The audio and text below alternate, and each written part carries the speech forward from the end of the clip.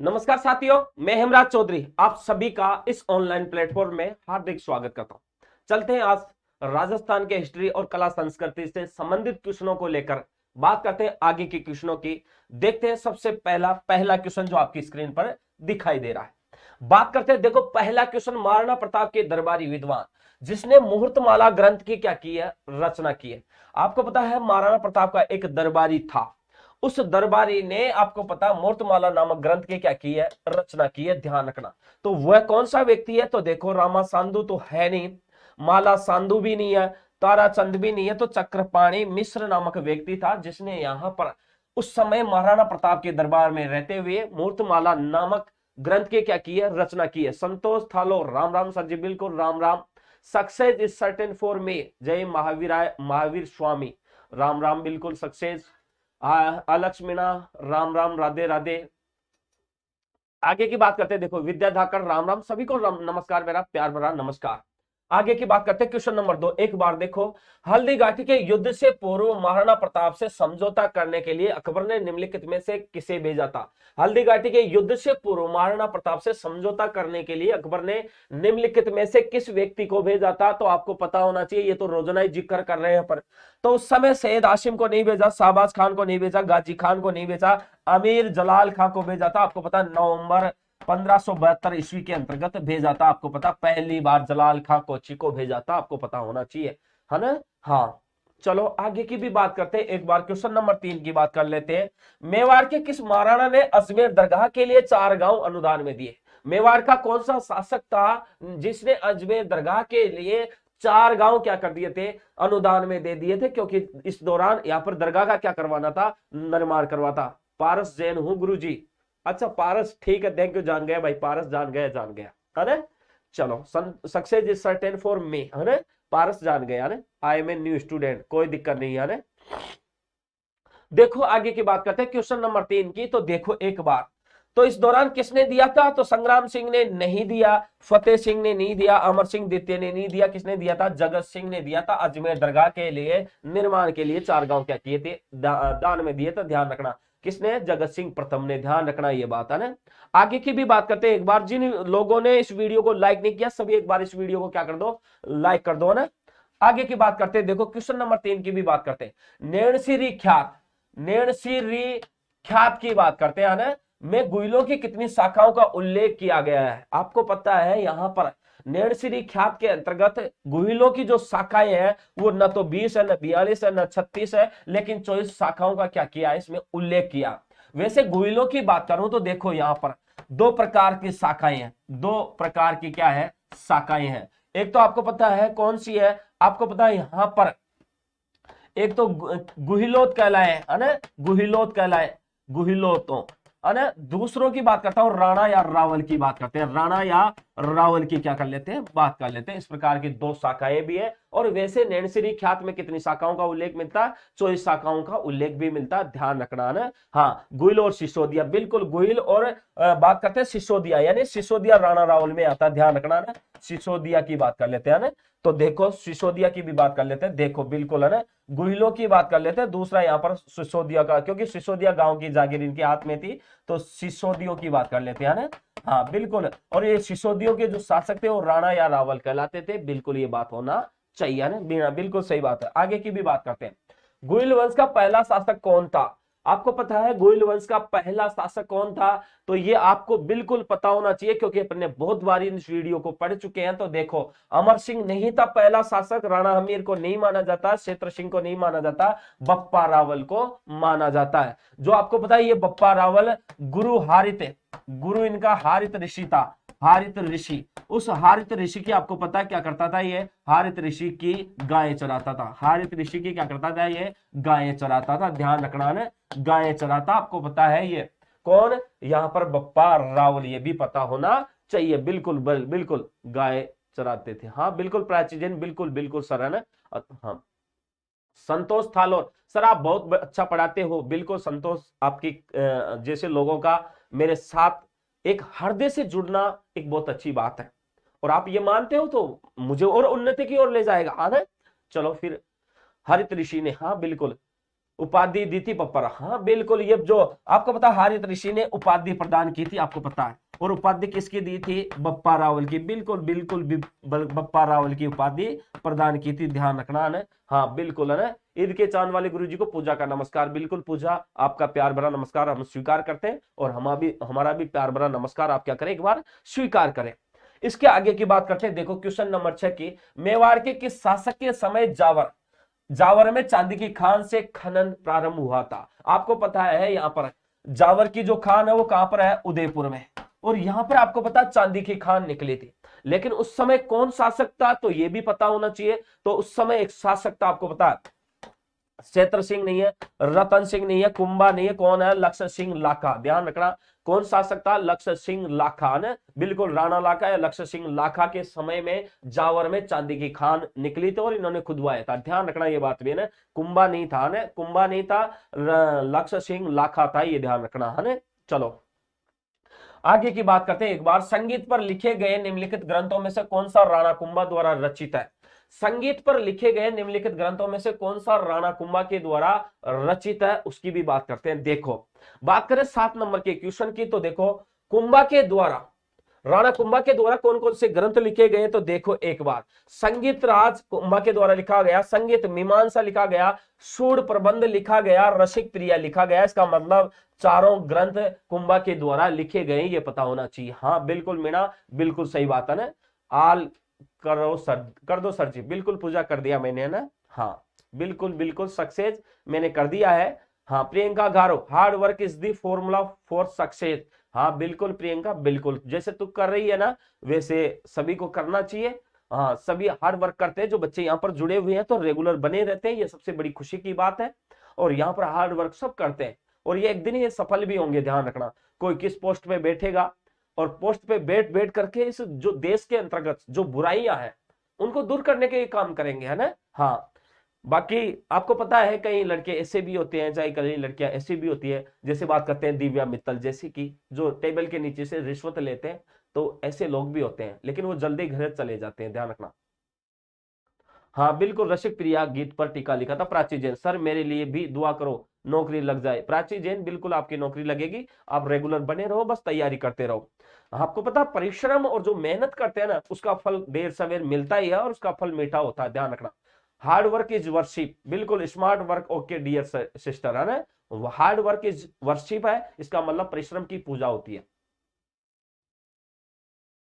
और दूसरों की जिंदगी खराब कर देते हैं पूजा मावर। बिल्कुल हाँ, ये रिश्वत चीज ऐसी है जो दूसरों की जिंदगी क्या कर देती है? खराब कर देती है। देखो आगे की बात करते हैं। महाराणा सांगा ने इब्राहिम लोदी को किस युद्ध में परास्त किया था? महाराणा सांगा ने इब्राहिम लोदी को किस युद्ध में क्या किया था? यहां पर पराजित किया था। तो आपको पता है खातोली का युद्ध भी था, उसमें भी पराजित किया था। यहां पर आपको पता है जो खातोली का युद्ध था उसमें पराजित किया था। सारंगपुर के युद्ध में नहीं किया, सिवाना का युद्ध में नहीं किया, खजुआ का युद्ध में नहीं किया। कौन से युद्ध में पराजित किया था? खातोली का युद्ध, जो 1517-18 ईस्वी में लड़ा गया था, उसमें पराजित किया था। Vishnu Varma, good evening sir ji. बिल्कुल गुड इवनिंग है ना। आज मेरी थोड़ी सी तबीयत खराब है, सिर भी दर्द कर रहा है, इसलिए मैं ज्यादा चिल्ला नहीं सकता आज, है ना। आगे की भी बात करते हैं। देखो नृत्य रत्न कोश की रचना किसने की थी? नृत्य रत्न कोश की रचना किसने की थी, यह भी पता होना चाहिए, बिल्कुल है ना। नृत्य रत्न कोश की रचना किसने की थी? तो आपको पता होना चाहिए, मंडन के द्वारा नहीं, सोम के द्वारा नहीं, जगजीवन भट्ट के द्वारा नहीं, किसके द्वारा की गई थी? कुंभा के द्वारा नृत्य रत्न की क्या की गई थी? रचना की गई थी, ध्यान रखना ना। प्लीज टेक केयर सर जी।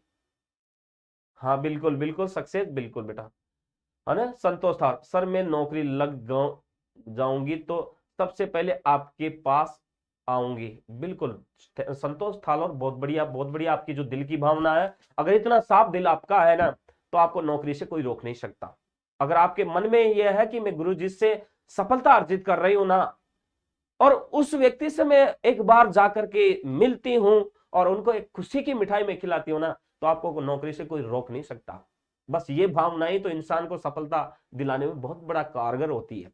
पूजा मार, सर्दी सर्दी तेज है, खुद का ध्यान रखा करो। पूजा में रखता हूं, लेकिन अब तेरे को पता है सुबह जल्दी निकलते हैं और सारे दिन क्लास में पढ़ाते हैं, तो फिर असर तो होगा ही ना। और सुबह सुबह जल्दी जाते हैं, सुबह जल्दी उठते हैं, सर्दी में नहाते हैं, और फिर बच्चों के साथ जुड़ते हैं। बाकी हमारा जीवन बहुत सही है, हम उन बच्चों से ऐसे बातें करते हैं जैसे कोई परिवार के सदस्य हो, और बहुत अच्छा लगता है जीवन में। मेरे को बहुत अच्छी खुशी होती है कि अपन ने प्रोफेशन जो चुना वो बहुत अच्छा चुना है अपने। आप बीमार हो गए तो हमारा क्या होगा, हमें कौन पढ़ाएगा फिर? बिल्कुल नहीं, आपसे कभी दूर हो नहीं सकता। भगवान से ये कामना करो, अभी मेरी इतनी उम्र नहीं हुई कि मैं यमराज से जाकर के मिलूं। वैसे आपसे टेंशन मत लो, I already achieve high court LDC babu job. बिल्कुल बिल्कुल बिल्कुल है ना, सक्सेस बहुत बढ़िया बात है ना सर, चाय पी लीजिए। बिल्कुल विष्णु वर्मा, बिल्कुल है ना। आगे की बात करते हैं, एक बार देखो महाराणा कुंभा के द्वारा रचित ग्रंथ संगीत राज कितने कोषों में विभक्त है, इसकी भी अपन ने बात की थी। आपको पता है महाराणा कुंभा के द्वारा संगीत राज नामक जो ग्रंथ था वो लिखा गया था, लेकिन उसको कितने भागों में बांटा गया था? 7 भागों में नहीं बांटा गया, 4 में भी नहीं बांटा गया, 9 भागों में इसका विभाजन नहीं किया। कितने भागों में कर रखा था? इसका 5 भागों में इसका विभाजन कर रखा था पूजामा और गुड्डा ने। तो 5 भागों में इसका क्या किया था? संगीत राज का विभाजन किया गया था महाराणा कुंभा के द्वारा, ये भी ध्यान होना चाहिए। आगे की बात करते हैं, देखो कुशाल माता का भव्य मंदिर जिसका निर्माण महाराणा कुंभा ने करवाया था, कहां पर स्थित है?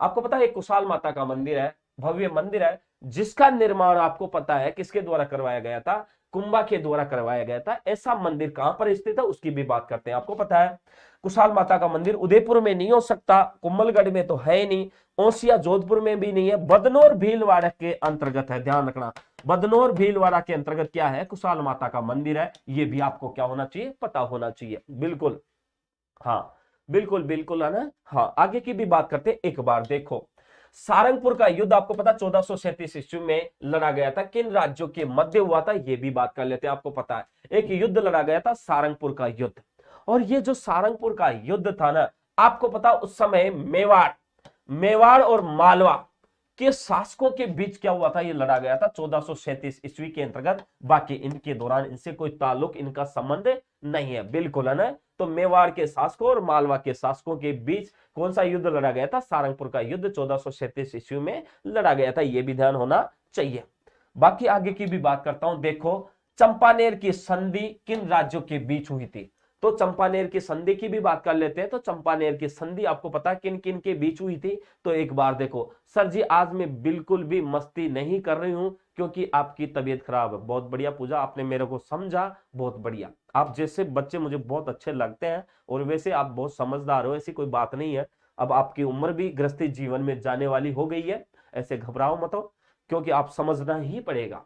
ये जो नादान बुद्धि है ना, अब इसको निकालो, है ना। बिल्कुल बिल्कुल बिल्कुल स्तंभ बनाया गया। हाँ बिल्कुल, मालवा पर विजय के उपलक्ष्य में चित्तौड़ में आपको पता विजय स्तंभ बनवाया गया था। बिल्कुल प्राची जैन, बिल्कुल सही बात है ना। चलो, ओहो पूजा मावर को हंसी आ रही है, ओहो गुरु जी, है ना। तो आपको पता है ये चंपानेर की संधि किन राज्यों के बीच हुई थी? तो मालवा और गुजरात के शासकों के बीच में चंपानेर की क्या हुई थी? संधि हुई थी। और आपको पता है इनका उद्देश्य एक ही था, चित्तौड़ दुर्ग पर आक्रमण करना और उसको जीतना। वायु लाफ्ड प्राची सिस्टर। चलो आगे की भी बात करते हैं, एक बार देखो तुर्की का पतन हो जाएगा पर प्रताप का वतन और धर्म शाश्वत रहेगा, कथन किसका था? चाहे तुर्की का पतन हो जाएगा, ये सब जानते हैं कि तुर्की का पतन जरूर हो जाएगा यहां पर, लेकिन प्रताप का जो वतन है ना और जो धर्म है वो क्या रहेगा? ऐसे के ऐसे रहेगा, है ना, है ना। तो इसकी भी बात कर लेते हैं। देखो एक बार मानसिंह की बात करें तो ये कथन किसका था? मानसिंह का भी नहीं था, टोडरमल का भी नहीं था, हाकिम कासुर का भी नहीं था, अब्दुल रहीम खान काना का था। यानी किसका था? ये अब्दुल रहीम खान काना का ये क्वेश्चन था कि तुर्की का पतन हो जाएगा पर प्रताप का जो वतन है और जो धर्म है वो ऐसा का ऐसा क्या बना रहेगा, बनाया रहेगा। सर चाय पी लीजिए, थोड़ी एनर्जी मिल जाएगी आपको। विष्णु ऐसा सिस्टम नहीं है कि तू वहां से मेरे को चाय सौंप दे मैं पी लू ना। आपने कहा बहुत बढ़िया मैंने पी लिया ना, जस्ट चिल। हाँ बिल्कुल है ना। हाँ सर मैं अभी आया हूं, आपको क्या हुआ? विकास गोमलाडू, मेरी थोड़ी सी तबीयत खराब है बेटा। अच्छा ना baby cute, Ram Ram baby cute.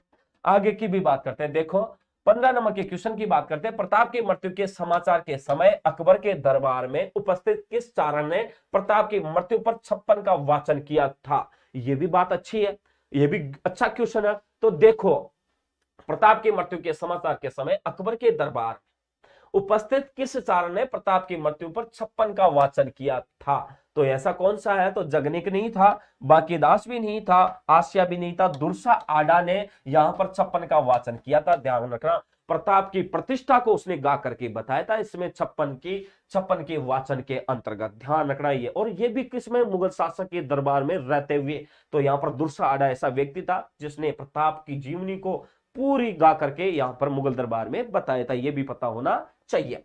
आगे की बात करते हैं। देखो 16 नंबर का क्वेश्चन जो स्क्रीन पर आपको क्या कर रहा है, दिखाई दे रहा है।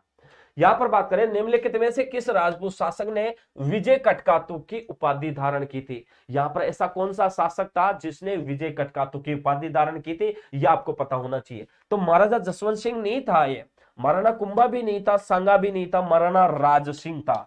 कौन था, महाराणा राज सिंह था जिसने किसकी उपाधि धारण की थी, विजय कटकातु की। बिल्कुल अलग, बिल्कुल सही बात है ना, हाँ बिल्कुल है ना, हाँ बिल्कुल महाराणा राज सिंह ने नहीं, सक्सेस नहीं, कुंभा ने नहीं धारण की थी विजय कटकातु की उपाधि, महाराजा राज सिंह ने धारण की थी। प्राची जैन, बिल्कुल सही बात है। आगे की बात करते हैं। देखो मेवाड़ की किस राजकुमारी को 1810 ईस्वी में अमीन खां पिंडारी की सलाह पर जहर दे दिया गया था। आपको पता उस समय मेवाड़ के जो भीम सिंह था, उस भीम सिंह द्वितीय की एक पुत्री थी कृष्णा कुमारी, है ना। उस कृष्णा कुमारी के विवाह को लेकर, क्योंकि उस समय यहां पर जो मारवाड़ का शासक था भीम सिंह के साथ सगाई हो गई थी, लेकिन इस दौरान उसकी मृत्यु हो गई। मृत्यु होने के बाद में वहां की राजगद्दी पर मान सिंह बैठा था, और उस मान सिंह ने कहा कि अब जो है, जो आगे उसकी जो सगाई हमारे मारवाड़ के शासकों के साथ हुई है, इसका मतलब उसकी सगाई मेरे साथ होनी चाहिए।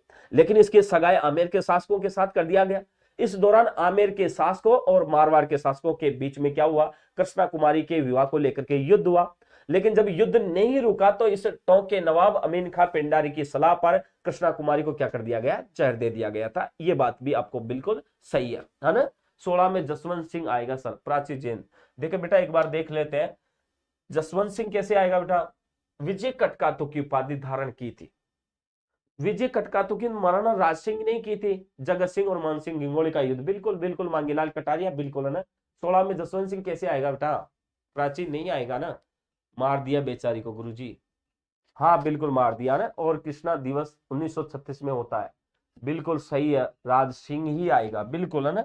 आगे की बात करते हैं। देखो मेवाड़ के शासकों ने स्वयं को दीवान कहा। मेवाड़ के जो शासक थे अपने आप को स्वयं को क्या मानते थे, वो दीवान मानते थे, ये बात सही है। लेकिन ऐसा कौन सा शासक था जिसने स्वयं को क्या माना, दीवान माना। तो देखो ऋषभ देव नहीं था, चारबुरा नाथ जी नहीं थे, श्रीनाथ जी नहीं थे। यहां पर कौन थे, एकलिंगनाथ जी की ये संतान मानते थे, ध्यान रखना ना।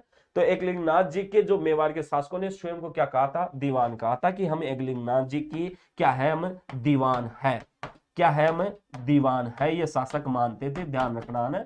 तो एकलिंगनाथ जी के दीवान मानते थे, ये ध्यान रखना। राजस्थान दिवस कब मनाया जाता है, 30 मार्च को मनाया जाता है। सक्सेस बेटा है ना, गलत टीचर से पढ़ लिए आपने, सही बताया, ओके राज सिंह याद रखूंगी।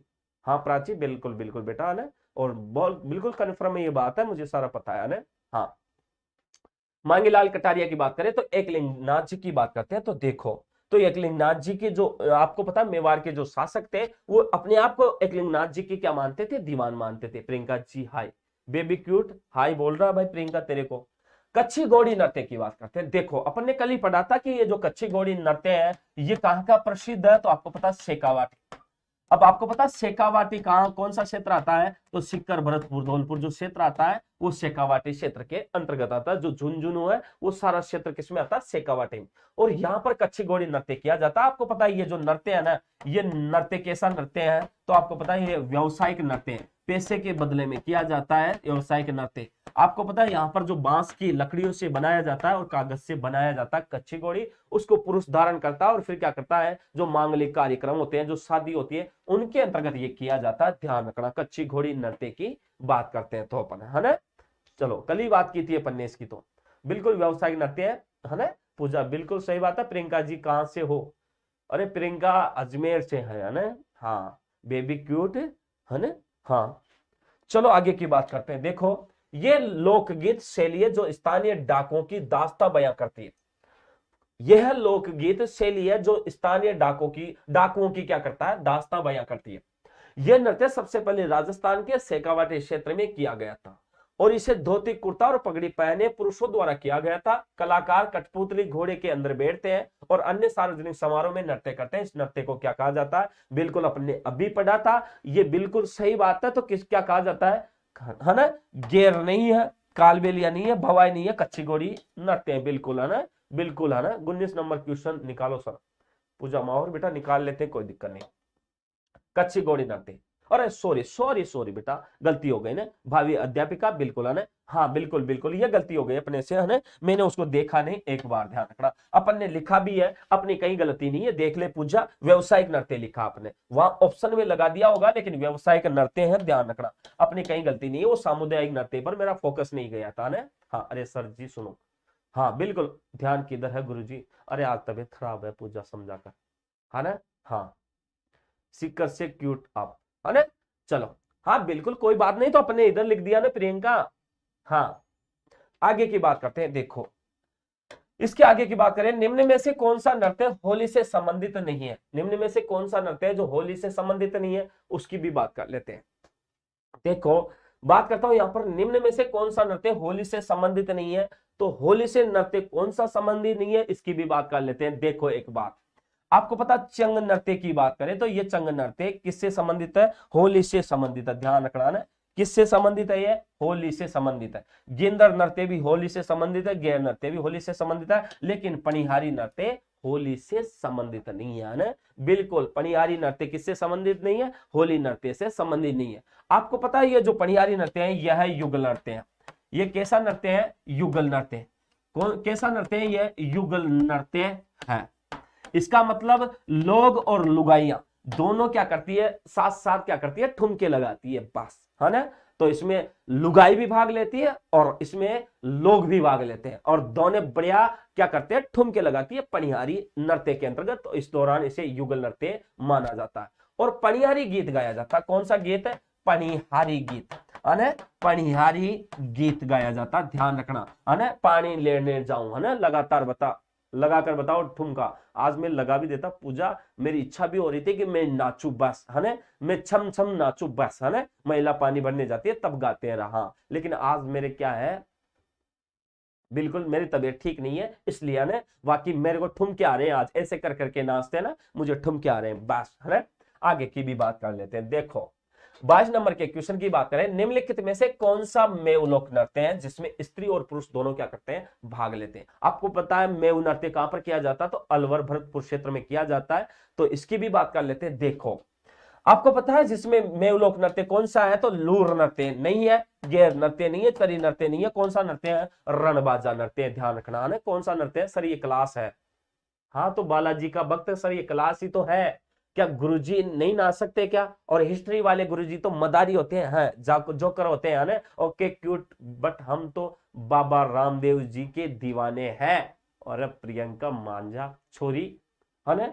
रणबाजा नृत्य है ना, तो मेवलोक नृत्य है जिसमें स्त्री और पुरुष दोनों क्या करते हैं, भाग लेते हैं, वो कौन सा नृत्य है? रणबाजा नृत्य।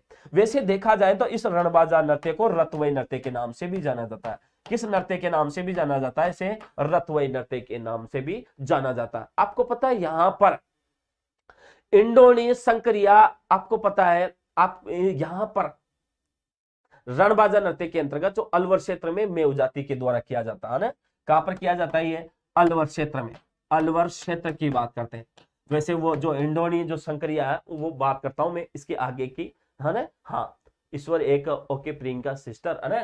तो अलवर क्षेत्र में मेव जाति के द्वारा किया जाता है, ये भी आपको पता होना चाहिए ना। जाति के द्वारा ये नृत्य किया जाता है, ये भी पता होना चाहिए।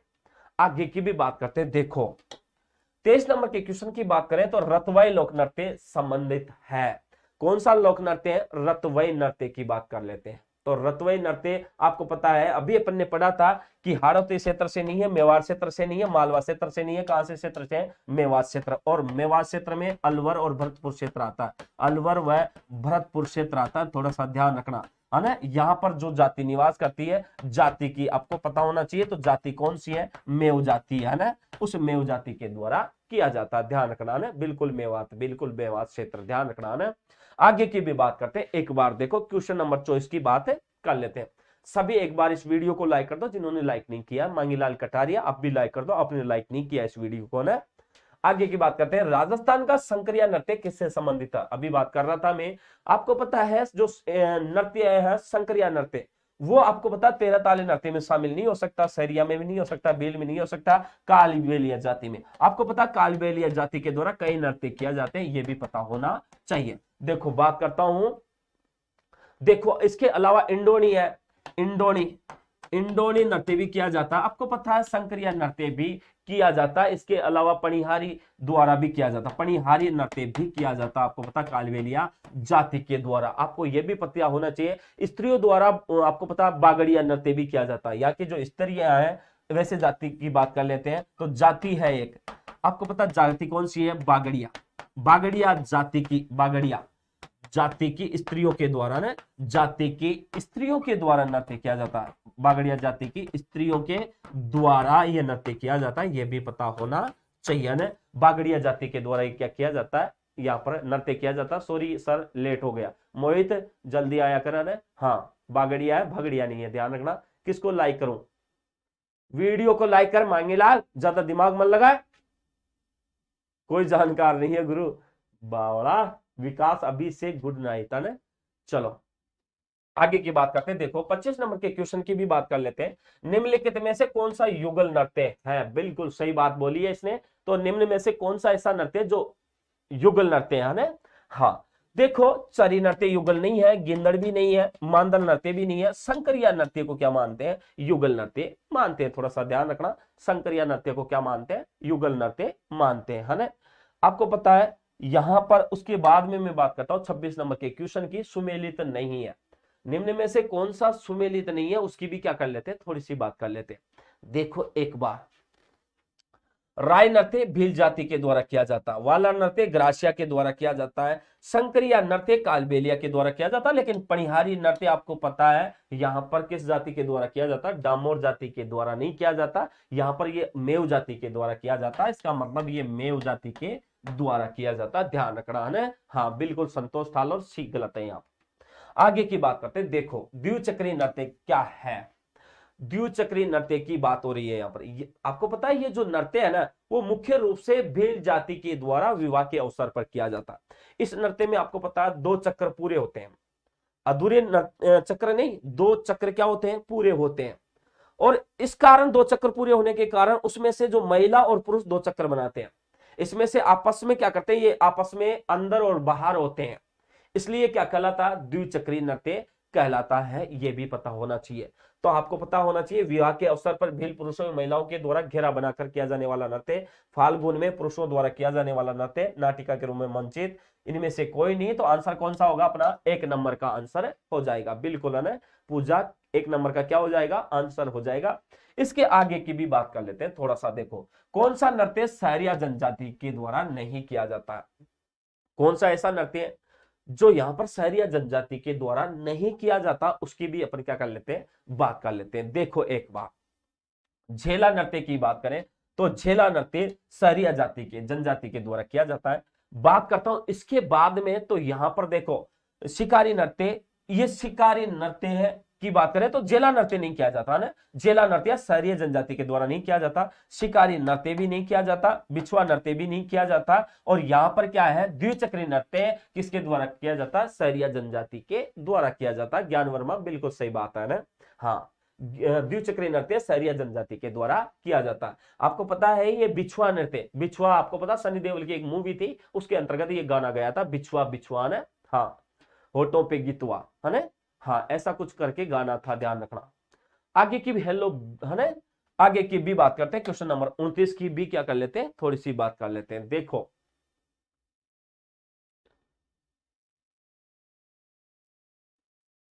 अच्छा एक बार देख लेते हैं पूजा क्या करे। कौन सा नृत्य सहरिया जनजाति द्वारा, अरे जनजाति द्वारा नहीं किया जाता, सॉरी है ना, हाँ हटा इसको समझो फिर। हाँ बिल्कुल देखो सहरिया जनजाति द्वारा नहीं किया जाता, तो यहाँ पर सहरिया जनजाति द्वारा कौन सा नहीं किया जाता है, द्विचक्री नृत्य नहीं किया जाता। द्विचक्री नृत्य आपको पता किसके द्वारा किया जाता है, भील जाति के द्वारा है ना, किसके द्वारा किया जाता है, ये भील जाति के द्वारा किया जाता, सॉरी है ना, भील जाति के द्वारा किया जाता, सहरिया के द्वारा नहीं किया जाता है ना सर जी। हाँ बिल्कुल बिल्कुल है ना। क्वेश्चन नंबर 26 की बात कर लेते हैं। देखो एक बार सुमेलित नहीं है, तो पणिहारी नृत्य की बात करें तो पणिहारी नृत्य आपको पता है यहाँ पर मेवात क्षेत्र के अंतर्गत मेव जाति के द्वारा किया जाता है, ये आपको पता होना चाहिए ना। किसके द्वारा? मेव जाति के द्वारा भी किया जाता है। और ये आपको पता है युगल नृत्य है, ये भी ध्यान रखना है ना। और आपको पता है ये जो पणिहारी नृत्य है ये मेव जाति के द्वारा, वह आपको पता है कालबेलिया जाति के द्वारा भी किया जाता, थोड़ा सा सॉरी है ना, कालबेलिया जाति के द्वारा भी किया जाता, ध्यान रखना। हाँ बिल्कुल सही बात है ना, हाँ बिल्कुल कालबेलिया जाति के द्वारा भी किया जाता है ना, बिल्कुल बिल्कुल सही बात है। पणिहारी नृत्य ऐसा है जो बात करते हैं बहुत सी जातियों के द्वारा किया जाता है ना, बिल्कुल बिल्कुल है ना मांगीलाल कटारिया, बिल्कुल बिल्कुल है ना, हाँ बिल्कुल बता दिया मैंने। आगे की भी बात करते हैं, एक बार देखो नृत्य शैली जो ग्रासिया जनजाति से संबंधित नहीं है, कौन सा नृत्य है जो ग्रासिया जनजाति के द्वारा क्या नहीं है, संबंधित नहीं है, उसकी भी बात करते हैं। देखो एक बार वाला नृत्य की बात करें तो वाला नृत्य किससे संबंधित नहीं है, ग्रासिया जनजाति से संबंधित नहीं है। मांदल की बात करें तो मांदल भी नहीं है, हाँ सॉरी है ये, अरे क्या है ये, है अपन ये नहीं पूछ रहा है, सही है। बात करते हैं, देखो ग्रासिया जनजाति वाला नृत्य भी करती है, मांदल नृत्य भी करती है, और यहां पर मैं बात करता हूं लूर नृत्य भी करती है, लेकिन कौन सा संबंधित नहीं है, गौरी नृत्य संबंधित नहीं है, बिल्कुल है ना स्प्रेच है ना को, तो यहाँ पर ग्रासिया जनजाति से संबंधित नहीं है वो बात कर रहा है ना।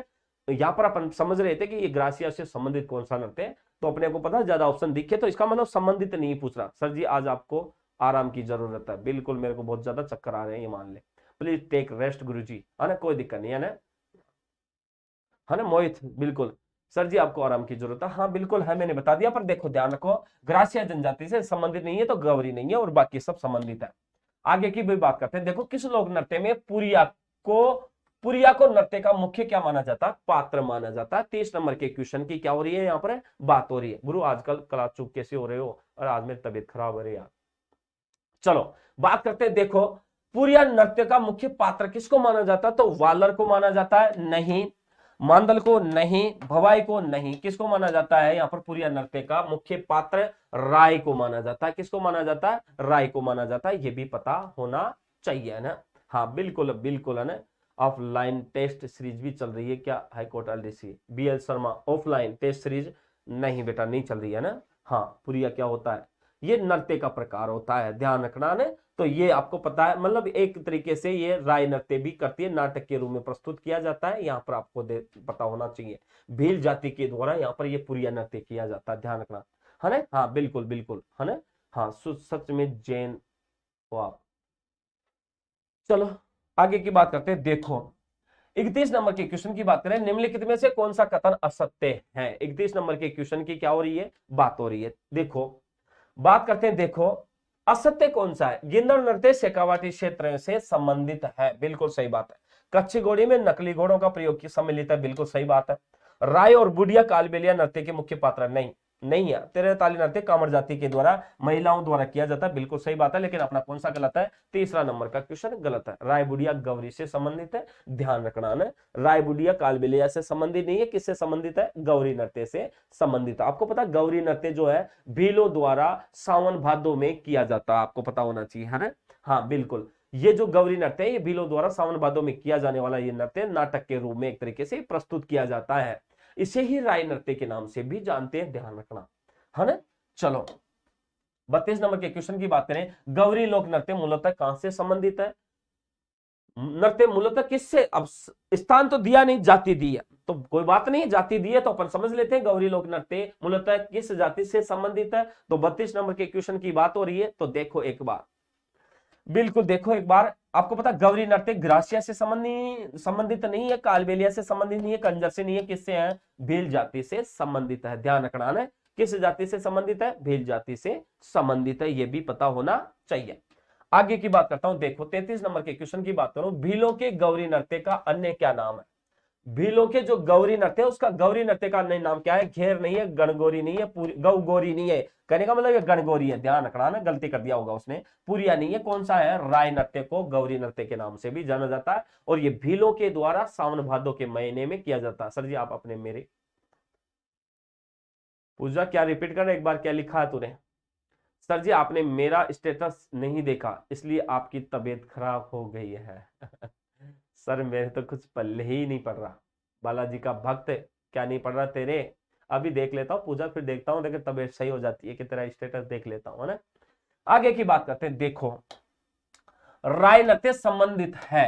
राय नृत्य की बात करें तो राय नृत्य किससे संबंधित है उसकी भी अपन क्या कर लेते हैं, बात कर लेते हैं। देखो बिल्कुल, देखो राय नृत्य संबंधित है, तो राय नृत्य किससे संबंधित है इसकी बात कर लेते हैं। देखो एक बार, जसनाती संप्रदाय से नहीं, आपको पता गुजरों से नहीं, माली से नहीं, किस जाति से संबंधित है, भील जाति के द्वारा संबंधित है। और आपको पता है इसे इसे गौरी नृत्य के नाम से भी जानते हैं। इसे किस नाम से भी जानते हैं, गौरी नृत्य के नाम से भी जानते हैं, ध्यान रखना। आपको पता है ये है भील जाति के द्वारा, भील जाति के द्वारा, जाति के द्वारा आपको पता है सावन भादो, इसमें सावन भादो, सावन भादो में किया जाता है, ये भी पता होना चाहिए, किया जाता है।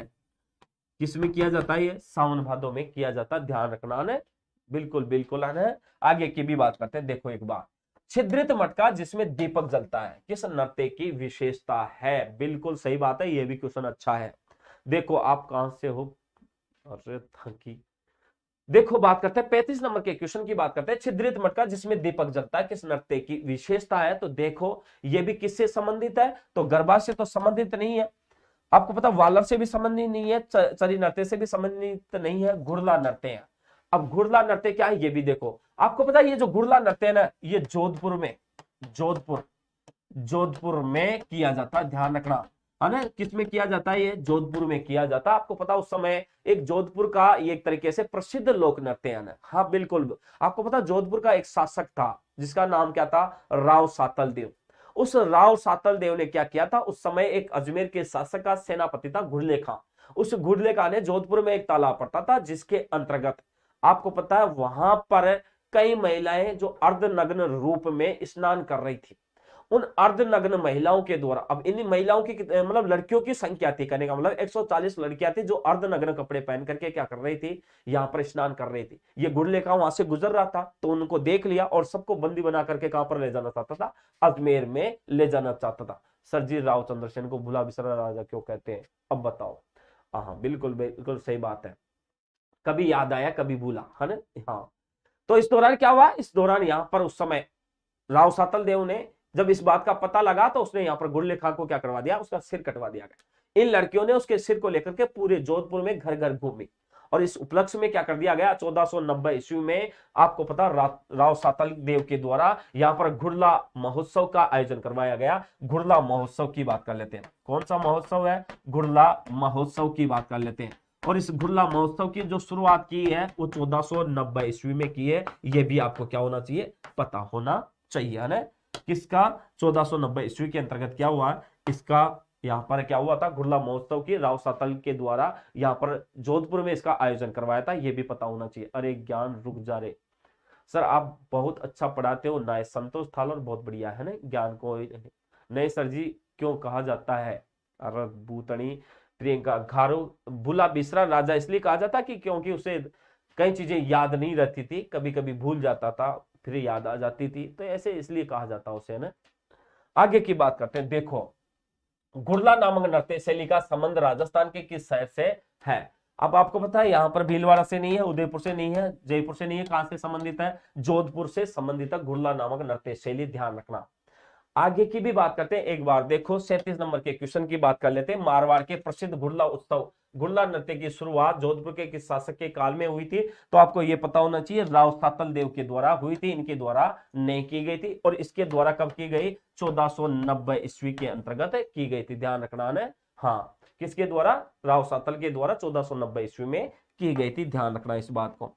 आगे की भी बात करते हैं। देखो 38 नंबर के क्वेश्चन की बात करते हैं। तो थाकना शैली का संबंध जिससे है, बिल्कुल बात करते हैं, थाकना शैली की बात कर रहे हैं, क्यों किस शैली की बात करते हैं, यहाँ पर थाकना शैली की बात करते हैं। तो ऐसा नृत्य देखो, इंडोनी नहीं है, शंकरिया नहीं है, भवाई नहीं है, कौन सा नृत्य है, ढोल नृत्य है। आपको पता है यहाँ पर ये मुख्य रूप से मारवाड़ में, और मारवाड़ की भी मैं बात करता हूं, जैसे भीनमाल है, भीनमाल की बात कर लेते हैं। आपको पता है भीनमाल जालोर में पड़ता है, कहां पर पड़ता है, ये जालोर में पड़ता है। वह आपको पता है सिवाना, सिवाना क्षेत्र के अंतर्गत यहाँ पर क्या किया जाता है, ढोल नृत्य किया जाता है, आपको पता होना चाहिए, है ना।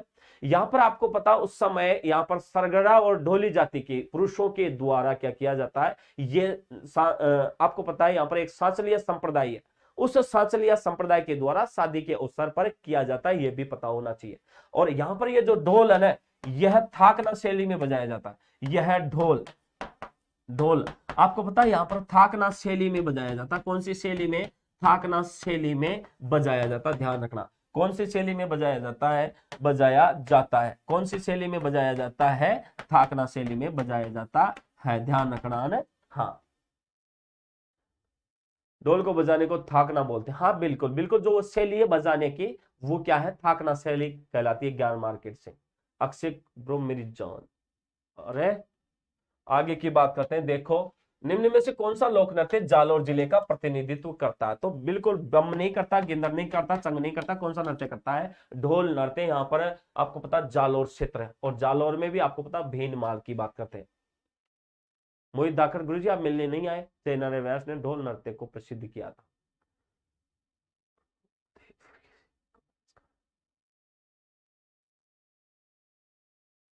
कितने खाड़ तोड़ दिए मांगीलाल।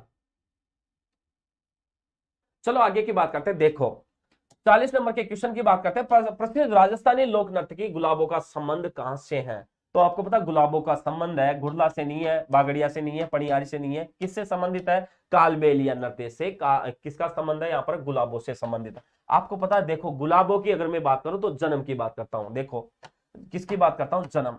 आपको पता 1969 ईस्वी के अंतर्गत, किसके अंतर्गत, 1969 ईस्वी में कोटड़ा गांव पड़ता है। आपको पता है ईस्वी में आपको पता है एक गांव पड़ता है कोटड़ा गांव। कौन सा गांव पड़ता है, कोटड़ा गांव। और आपको पता है यहाँ पर कोटड़ा गांव है जो कहां पर पड़ता है, अजमेर में। कहां पर पड़ता है ये, अजमेर में पड़ता है। कहां पर पड़ता है ये, कोटड़ा गांव अजमेर में पड़ता है। वहां पर इनका क्या हुआ था, जन्म हुआ था। आपको पता है इस गुलाबों ने इस कालबेलिया नृत्य को प्रसिद्धि दिलाई है ना।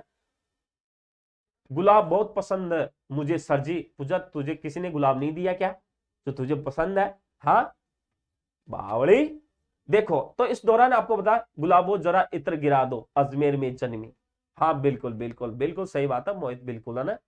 हाँ तो उस दौरान क्या हुआ, यहां पर इसने इस जो कालबेलिया नृत्य है इसको नहीं चाहिए किसी से भी, है ना। चलो, और इस दौरान इस नृत्य को जगह जगह पर पूरे विश्व में किया गया। आपको पता है इसको 2010 में यूनेस्को की अमूर्त सांस्कृतिक धरोहर सूची में सम्मिलित किया गया।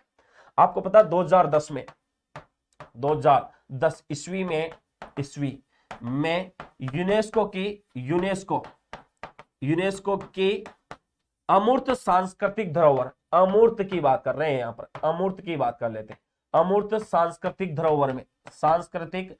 धरोहर में क्या किया गया है, शामिल किया गया। सांस्कृतिक धरोहर में क्या किया गया है, शामिल किया गया है, ये भी पता होना चाहिए, है ना। अमूर्त सांस्कृतिक धरोहर में इसको क्या किया गया, शामिल किया गया। कौन से नृत्य को, कालबेलिया नृत्य को। आपको पता है इस नृत्य के अंतर्गत जैसे डपली है, खंजरी है, मोरचंग है और घुरालियो एवं ढोलक आदि वाद्य यंत्रों का भी क्या किया जाता है, यहाँ पर इसमें प्रयोग किया जाता है, ये भी पता होना चाहिए। आगे की बात करता हूं। देखो राजस्थान का कौन सा नृत्य 2010 में यूनेस्को की अमूर्त सांस्कृतिक धरोहर सूची में सम्मिलित किया गया है, तो आप सबको पता है यहाँ पर कच्ची घोड़े नहीं आ सकता, भवाई नहीं आ सकता, गिन्नर नहीं आ सकता। कौन सा आएगा, कालबेलिया नृत्य यहाँ पर आएगा, बिल्कुल है ना। अमन कौर हाय सर, बिल्कुल अमन कौर हाय, है ना। सभी एक बार इस वीडियो को क्या कर दो, लाइक कर दो। आगे की भी बात करते हैं। देखो 42 नंबर क्वेश्चन की बात करते हैं। किस लोक नृत्य में डफली, घुरालियो, खंजरी और पुंगी वाद्य यंत्रों का क्या किया जाता, प्रयोग किया जाता, तो ऐसा नृत्य कौन सा है, कालबेलिया नृत्य है, यह भी ध्यान रखना है ना, बिल्कुल है ना। इनके अंतर्गत आपको पता कालबेलिया नृत्य का प्रशिक्षण स्कूल जो है हाटी गांव में भी है ना। हाटी गांव आमेर में पड़ता है, आपको पता है यहाँ पर जयपुर के अंतर्गत वहां पर बनाया गया है, ये भी आपको पता होना चाहिए, है ना। हाँ बिल्कुल बिल्कुल प्राची, बिल्कुल सही बात है ना। तो इस प्रकार जो अपन ने क्वेश्चनों की बात की, लगभग 42 क्वेश्चन जो सोल्व कर लिया, इसी के साथ मैं आज लेता हूं विदा। मिलते हैं फिर नेक्स्ट दिन और नए वीडियो के साथ।